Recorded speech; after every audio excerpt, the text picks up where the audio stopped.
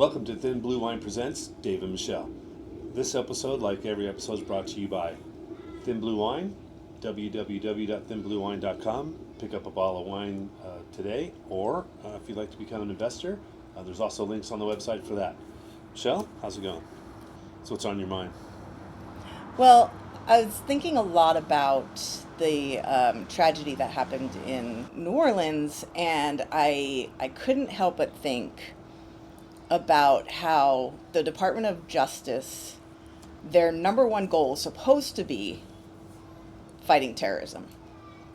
But those of you that know me, I'm in the real estate industry in my real job, and for the past 4 years, the Department of Justice has been fighting realtors. I don't know if you know that, but 4 years, I'm sure millions of dollars spent totally trying to change the way we do business, and we've been doing business the way do business for the past 100 years. All of a sudden, in the past 4 years, we're doing it wrong. And we're going to the Supreme Court. We actually have a Supreme Court case against the Department of Justice for the way that they've been attacking our industry. In the meantime, there's people on Facebook telling everybody that they're going to commit a terrorist act. But the Department of Justice doesn't have time to look into that. But you say 6% commission on Facebook, and I tell you what, those DOJ MFers are going to be at your door. I mean, it's fucking ridiculous. It's fucking ridiculous. Well, the story, I think it's part of the story is the distraction that they find that they get themselves into. Instead of focusing on what their job's supposed to be, they focus on everything else except that. You mentioned the DOJ. They spent $100 million on DEI education. Yeah, DEI education, prosecuting realtors. Do you know that under Merrick Garland, in 1 year, they filed 50 investigations against businesses? 50. Whereas the prior Attorney General, Barr, filed 4 in his whole 4 years as Attorney General. So well, they bastardized the meaning of the words by doing that. They don't mean anything. If everything is an antitrust, then nothing's antitrust. Yeah, the thing is that I always thought we pay a shit ton in taxes. We pay a shit ton of our income in taxes, and that is supposed to be to protect us and to make us safe. We pay taxes on everything. Everything. Property tax, sales tax. I mean, there's just tons of taxes. Everybody knows it. The income tax is highest in the state of California, of any state. Then you add on the federal income tax, and then they have the corporate taxes we also have to deal with. So, but with all those taxes, we right. should be the safest country. California should be the safest state to live in the country, and this country should be so safe because our tax dollars is supposed to be for public safety. And instead, they bastardize our tax dollars, and they're used to prosecute realtors. I mean, yeah. Our federal government is just so out of control, and they've lost their way. It's not just the federal government, because if you look at what happened in New Orleans, that was also a local issue. You have to focus on what your job is, and the person who is in charge of that local law enforcement failed the men and women who work the street. Because that's a leadership issue. If you're unprepared the way that they were, that's not the guy on the street's fault. He knows what he needs. He's not getting what he or she needs. I say he universally. They're not getting what they need. I saw the press conference with the commissioner, and she was like, "We had these temporary barricades out, and I didn't even know we had them." And maybe if you spent more time worried about what your job was instead of worried about DEI, maybe then you would know you had them and that you should have put them out. Why in God's name are you repairing barricades for streets on New Year's Eve? You are in one of the most populated New Year's Eve destinations. You basically have 2 main events in New Orleans. You know what the other one is? Mardi Gras. Mardi Gras. Very good. This wasn't a trick question. You pretty much I was about to say Super Bowl, but you pretty much got Mardi Gras and New Year's. We were there in New Orleans on New Year's one year, and we actually went to the Sugar Bowl, which, by the way, thank you. That was an awesome game. But we went to the Sugar Bowl. That place was packed. I mean, just packed, and it was packed all night long. I remember looking out of our room. We could look down Bourbon Street, and it was packed like 3 in the morning. That was a couple years ago. So you have these events that you have to prepare for, and you are just so ill prepared. And to me, that just speaks to a lack of focus. You have to be focused on that. You just have to, and I think it's a prioritization thing as well. It's not only focus, but it's prioritizing. Once you prioritize it, you can focus better. Yeah. You know what you have to. You are a tourist destination. But the thing is that, like you said, they lose their focus. Instead of focus on enforcing the law, making us safe, keeping criminals off the street, we have wide fucking open borders. I mean, how do we have wide open borders? How are criminals just coming into this country? How is that happening? It's because we lost our way. When it comes to our national security, which is supposed to be the number, which is why they take 30 to 40% of our tax dollars. It's supposed to be for national security. It's supposed to be to keep us safe. That's their job. That's what their federal job is government supposed to be, in but charge they've of lost that. their way. Now it's, everything but, Yes. now it's like, let's just ignore the border and do everything else and get involved in people's businesses and, shut people down. COVID is a great example of the government getting involved in businesses and shutting businesses down, taking away people's livelihood. I mean, the older I get, the more I distrust the government. And I trusted the government so much when I was in the Marine Corps. They wanted to put vaccine in my arm, go put a vaccine. I'm not even going to ask you questions. I'm not even going to ask you what it is. Just go ahead. You walk through your line, just shoot it, and that's it. Now it's like I don't trust anything they tell me. I don't trust anything they say. No, you explain to me how we know everything about the dude that drove his truck up to Trump Tower.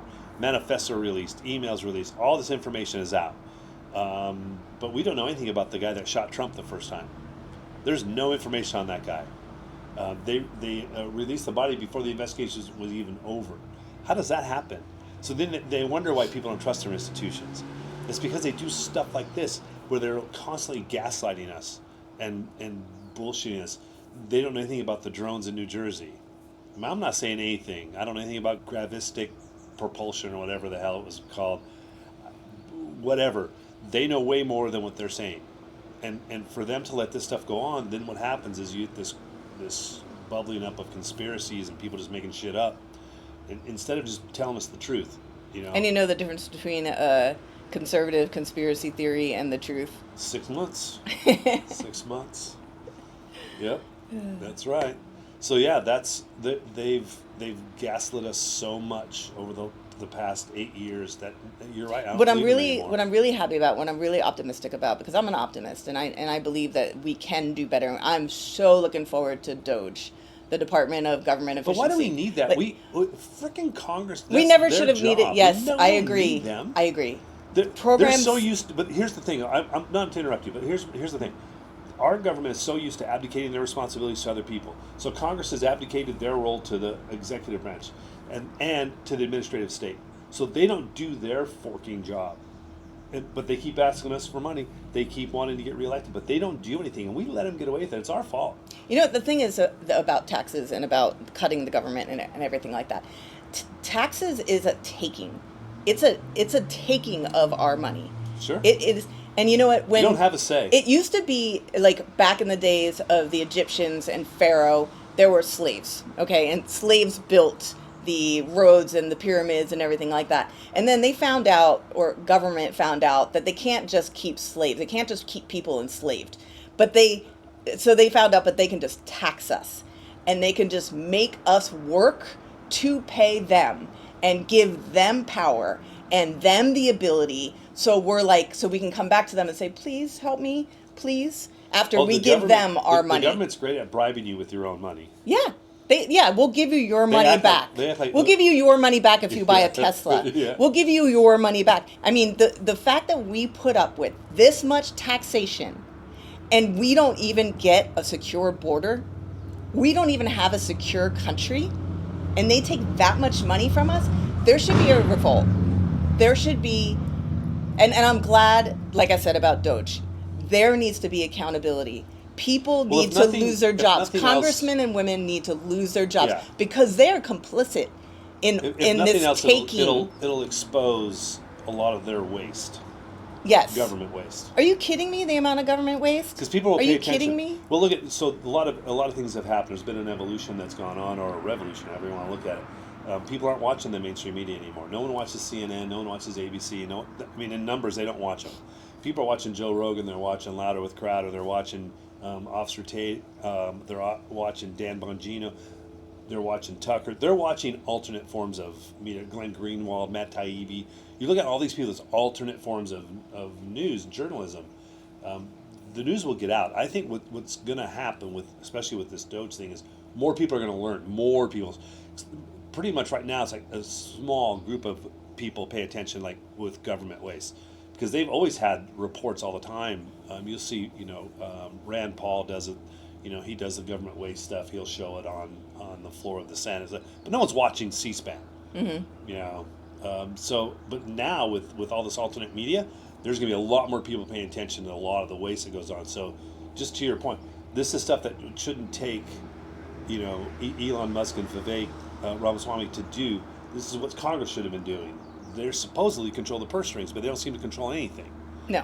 So we'll see if they're so scared to cut things. They're so scared to cut programs. They don't want responsibility. Yeah. Because responsibility, then you have to tell your constituents why you did what you did and be responsible for it. But if you go, there's nothing I could do, that's the CFPB, the administrative state, we can't even control it. Like the hell is say that they get paid with taxpayer dollars that go through you. So you established systems where you're not responsible for the actions of bureaucrats. Our country was set up to be states' rights. It was the United States, and the states are supposed to be responsible for their people and their own government. The government, federal income taxes should never be higher than state income taxes are, because the federal government isn't supposed to be doing anything but military and Roads and interstate bridges, commerce, interstate. roads. Yeah.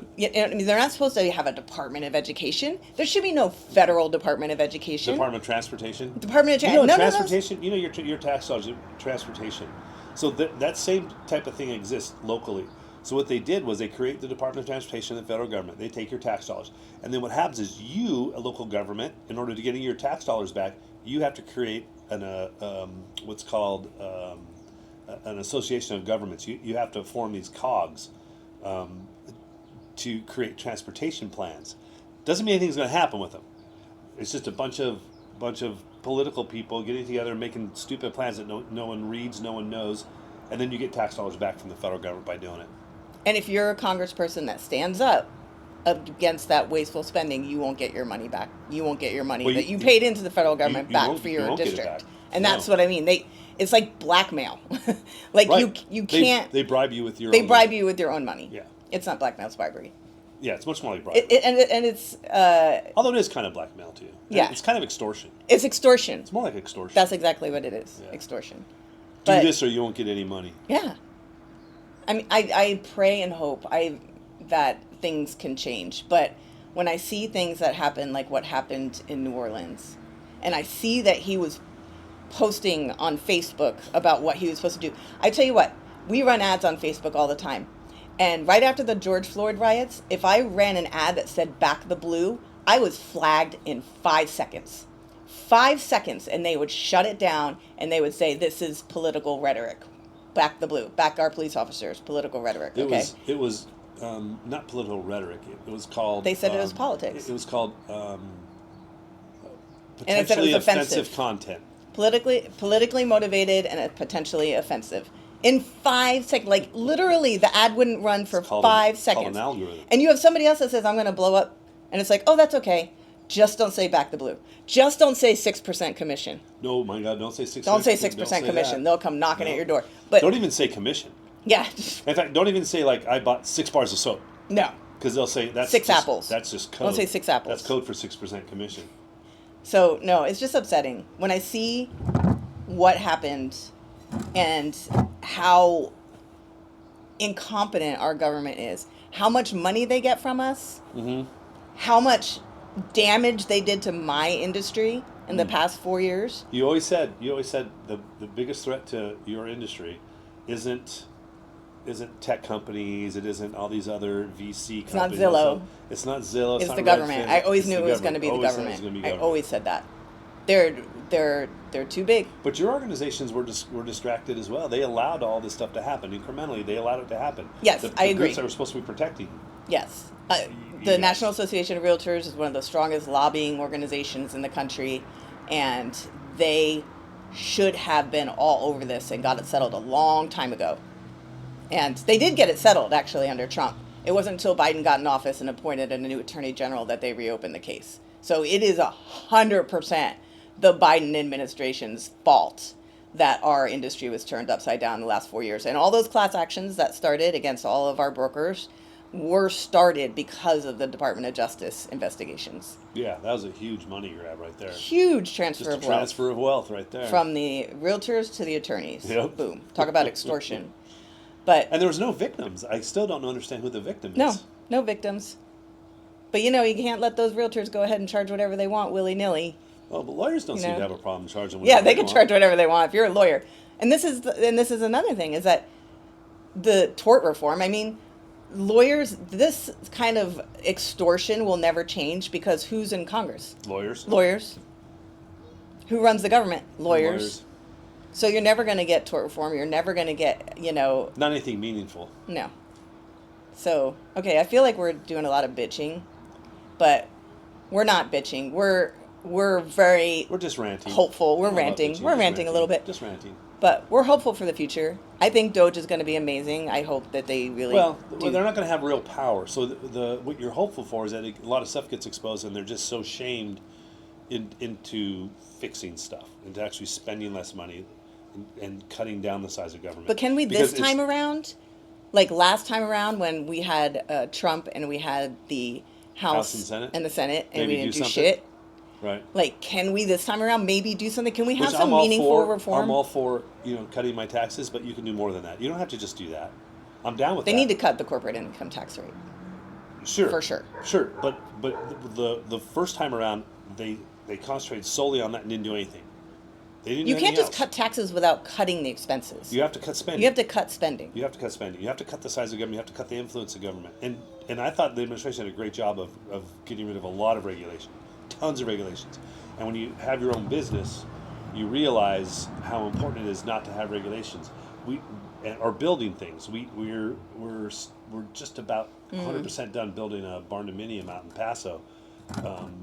And the regulations hoops that we had to go through to get that done, woo-wee. Oh my there's gosh. there's no wonder there's a shortage of housing. in this There's state. a complete And it has nothing the to do with- shortage of with housing. builders. The shortage of housing in the United States is absolutely due to overregulation of the Yes. building industry. Yep. 100%. And I wasn't as convinced of it before until we started building ourselves, and I am 100% convinced.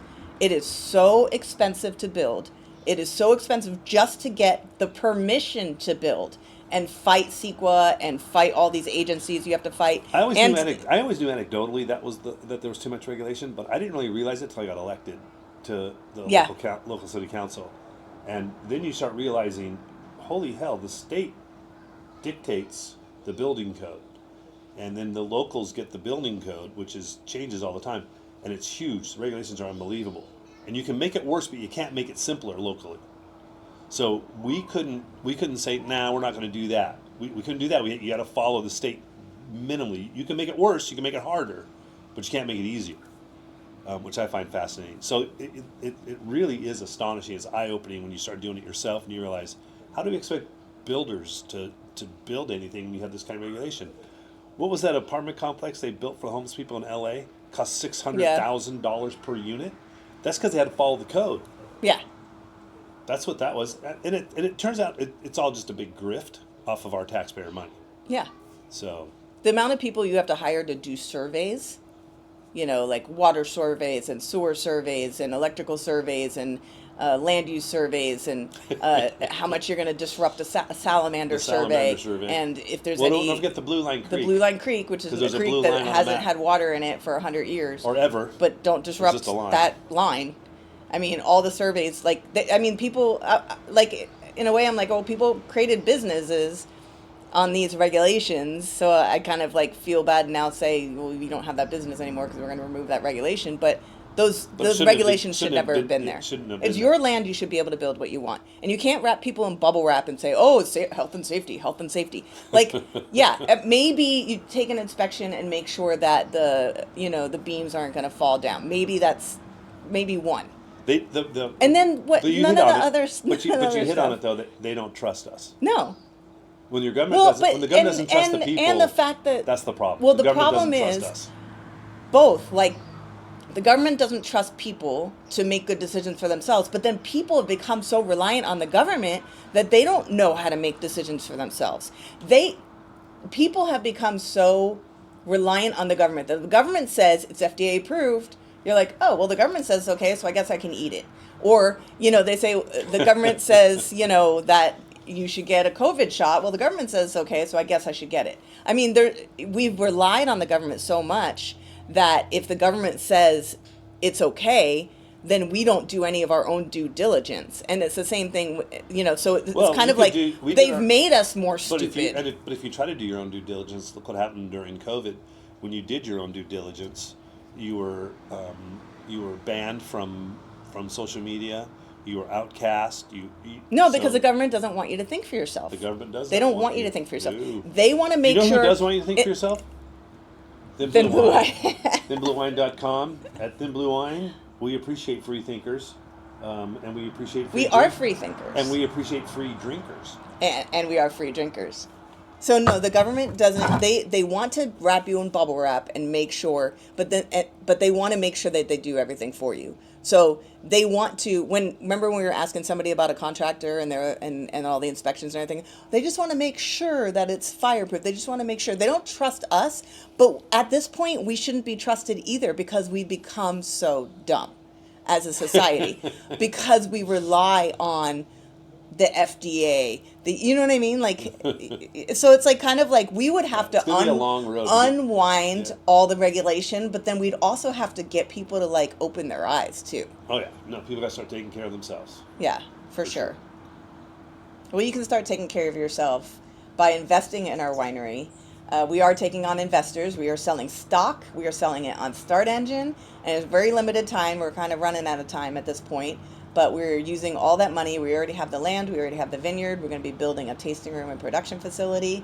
And You can check it out at thinbluewine.com. By the and way. we're all going to benefit from all the Growth. the growth of the winery. So I'm super excited about it.